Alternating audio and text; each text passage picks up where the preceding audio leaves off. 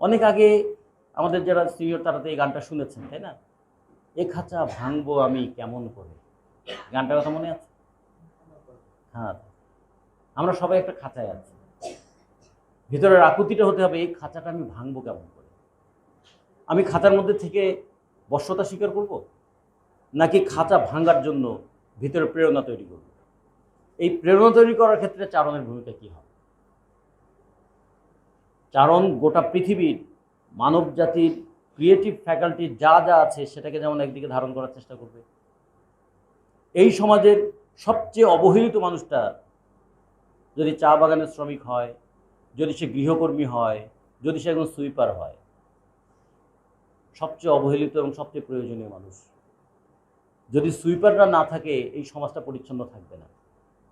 যদি গৃহকর্মীরা না থাকে তাহলে আমাদের গৃহের কাজগুলো ঠিকমতো হবে না। কিন্তু সবচেয়ে বেশি অপমান তো তাদের মধ্যে।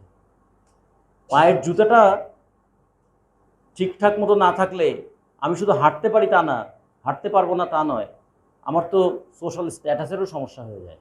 সেই জুতাটা যে পালিশ করছে সেই মানুষটা কোথায় আছে? কিংবা যে পরিবহনের যে ড্রাইভার আমাকে আমার জীবনটাকে একটু সহজ করে দিল, সেই ড্রাইভারটা কেমন থাকে?